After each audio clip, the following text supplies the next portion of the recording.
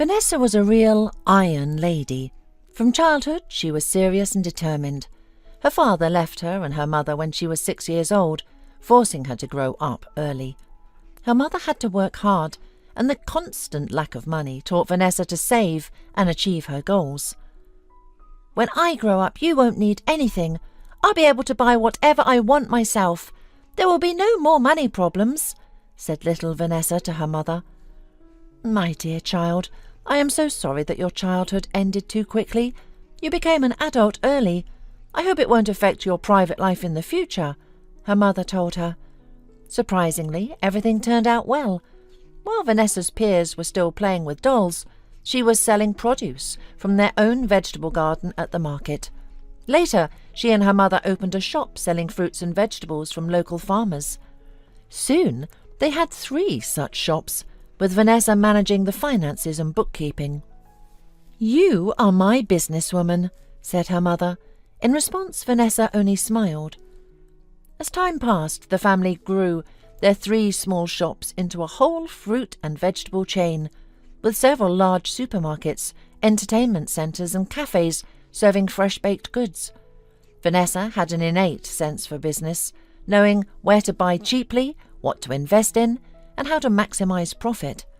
She had transformed from a shy little girl into a successful businesswoman. "Do you ever rest? You work and work," her friends said to her. "Girls, my work is my rest, drive, love, strength, all opportunities in one bottle." "And what about your family? After all, you and Paul have been married for 2 years. How does he handle all this? How does he react to your constant busyness?" "What's wrong with Paul? I earn more than him. He can afford expensive things, wonderful holidays in Europe. He should be grateful to have such a beautiful wife," Vanessa answered. Her friends only shrugged their shoulders and sighed heavily, whether from envy or pity was hard to tell. However, it was difficult to call Vanessa happy. She had married early to a hard-working man. They had no children, but neither did they have love. "All day long you're at work. You don't care about me," Paul complained to his wife. "I think you forget who earns the money in our family. For 2 years you haven't gotten a promotion. Not a man, but a wimp. I offered to talk to your boss. You refused. So sit in your low position with your small salary." "Why are you like this? I'll talk to him. I will definitely talk to him," said Vanessa's husband, trembling with resentment. "Oh, you mumbling sissy. What kind of man are you? Why did you fall on my head?" Such conversations between Vanessa and Paul happened so often that one day his patience finally broke. During the New Year's corporate party, Vanessa came home drunk. She rushed in and, without even noticing her spouse, went straight to the bedroom. "It's just terrible, Cassandra. Can you imagine? Can you imagine? During the champagne toast, the cork flew straight into the waiter's gravy boat. My snow-white designer dress is drenched in bolognese sauce. It's ruined.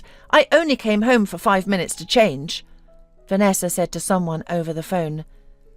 "Darling," Paul called in a trembling voice. "Cassandra, wait. My husband wants to say something." Vanessa propped the phone receiver with her shoulder. "What do you want?" "Vanessa, I can't take this any more. You always humiliate me. I don't feel like a man next to you. Sometimes you don't even notice me." "Wow! Cassandra, my mumbler has found his courage. Something big is about to happen." "Why are you interrupting me now?" "All right, go ahead, I won't. But I'm already laughing." "Anyway, Vanessa, I've made a decision." "He's made a decision, Cassandra. I'm laughing." "You promised not to interrupt." "Okay, I'll shut up." "Vanessa, I'm leaving you." "Cassandra, he's leaving me." "What? Are you crazy? What the hell are you talking about? Are you feverish? Cassandra, I'll call you back." "Sorry, my taxi is here. I'll file for divorce myself. Goodbye." With these words, Paul disappeared behind the front door. "What a jerk!" Vanessa collapsed onto the floor in surprise. Within half an hour, she was at the bar with her friends, openly sobbing. "Girls, why did he do this to me? I made a man out of him. I got him a good job. I bought him things. I had his suits custom made, by the way. But he wouldn't ask for a promotion, and now he's packed up and left me." "Don't worry, Vanessa, he doesn't deserve you. You need a real man, not your mumbler," said her friend Cassandra. "It seems to me that it's your own fault Paul left you," May cautiously suggested. "I don't understand. Whose side are you on?" Vanessa was surprised. "I'm the injured party. Have you forgotten?" "I know, but imagine yourself in his place. If your husband behaved the way you do now, what would you do?" "Don't listen to her, Vanessa. You've just met too many weaklings. You need a strong, serious man, someone you can rely on like a stone wall," Cassandra insisted. "You're right. You, May, don't understand anything." Vanessa agreed with Cassandra. "We'll definitely find you the perfect one. You'll see. And your mumbler will come crawling back on his knees. But we won't take him back," supported the thoroughly drunk Cassandra. A month had passed since Paul's departure. Vanessa plunged headlong into work. On Cassandra's advice, she went on 5 unsuccessful dates. None of the new suitors impressed her. One day, while driving to the bank, her car got a flat tire. "What a mess," said the beautifully dressed Vanessa as she got out of the car. "Did something happen to you?" asked a man in tattered clothes, sitting with others on the ground. He held a violin, and at his feet sat a metal can where passers-by dropped money for the travelling musicians. "I have a flat tire and I can't reach my mechanic," Vanessa said helplessly. "Do you have a jack and a spare wheel?" asked the man, flashing an incredibly white-toothed smile under his unshaven face. "What? Oh, yes, in the trunk."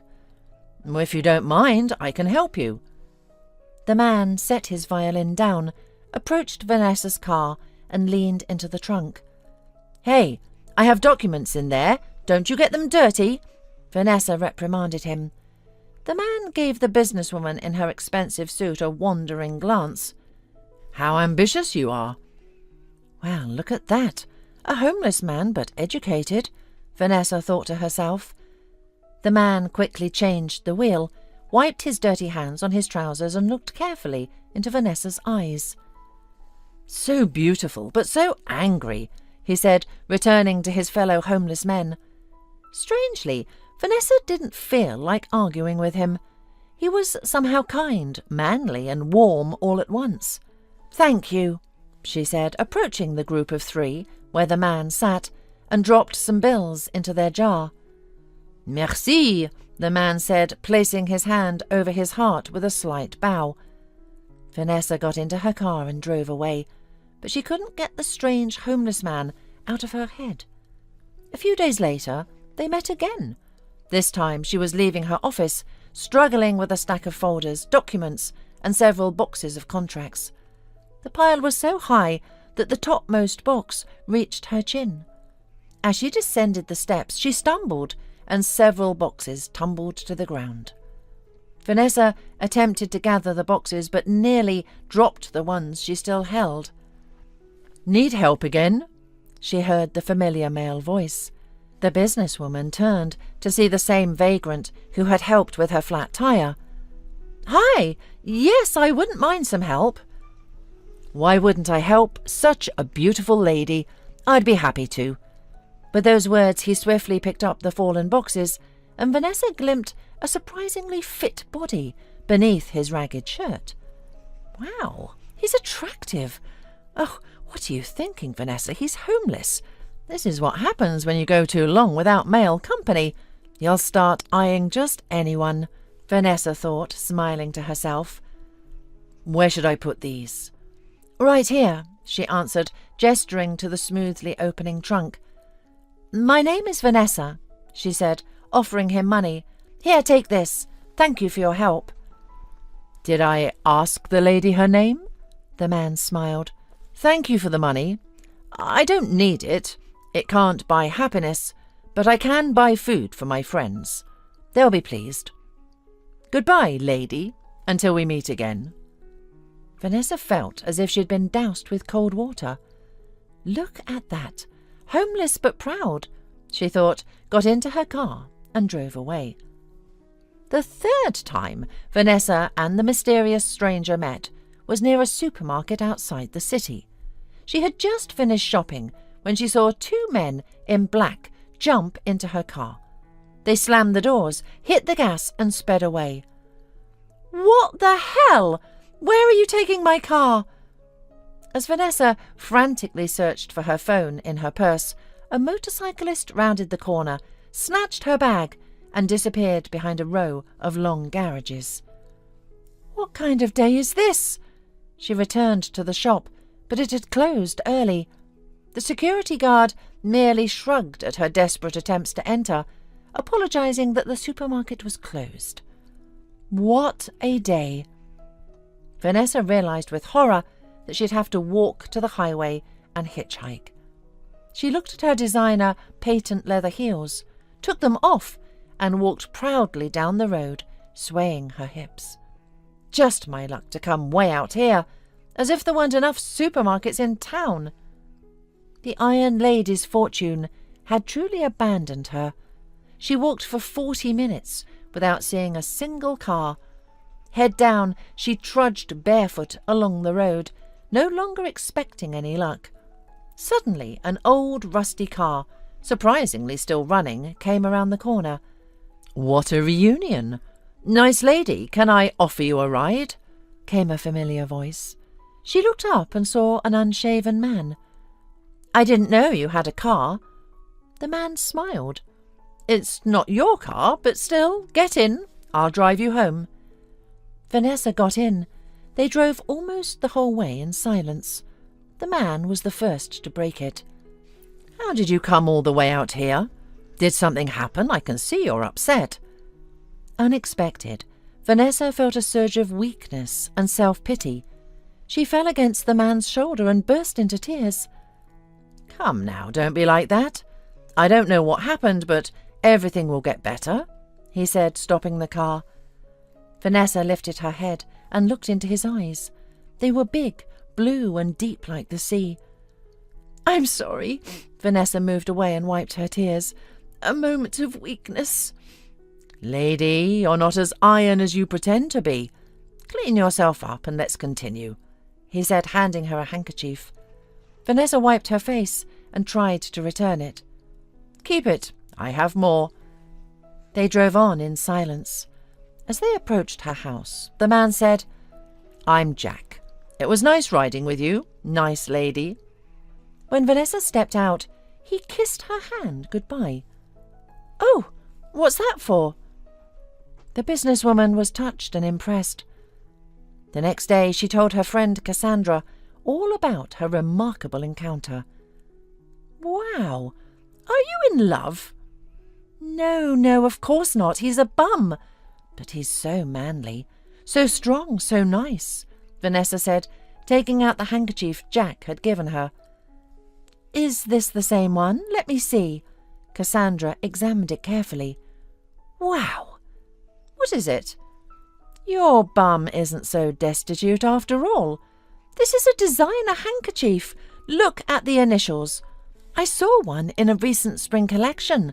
It's limited edition. Trust me, I know about these things." Vanessa's eyes widened. "What are you talking about? Give me that." Vanessa snatched the handkerchief back. "You should meet him again." "Maybe he stole it. I'll go talk to him. Can I borrow your car? The police found mine, but sorting out the details will take time." "Yes, of course." Vanessa rushed from the office, got in the car, and drove to where she and Jack had first met. He wasn't there. She searched the neighbourhood and checked several places, but found no one. She arrived home that evening. Before she could undress, the doorbell rang. A courier stood at her doorstep. "There's a parcel for you. Sign here." Vanessa sighed, took a large box and opened it. Inside lay a beautiful red dress with an open back and a note. "I see you've been looking for me. Did you miss me, lovely lady? I hope I got the right size. Wear this dress. I expect you at 9. Vanessa checked her watch. 20:45. She hurriedly changed into the dress, just managing to fix her hair and makeup before the doorbell rang again. The car is waiting. A black-tinted jeep soon delivered her to an elegant 3-story mansion. A smiling butler greeted her. Mr. Jack Skipper is expecting you.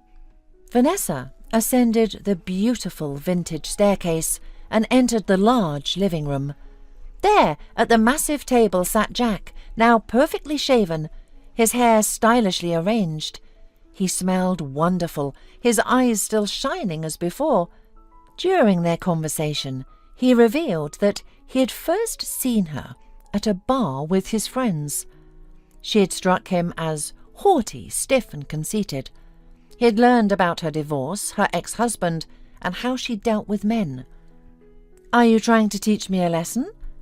Sort of. I also discovered that you've always been strong, but you've only been attracted to weak men. They never made you feel like a lady. Jack moved closer, took her hand, and pressed it to his cheek. Now I know you can be tender and sensual, and I like it very much.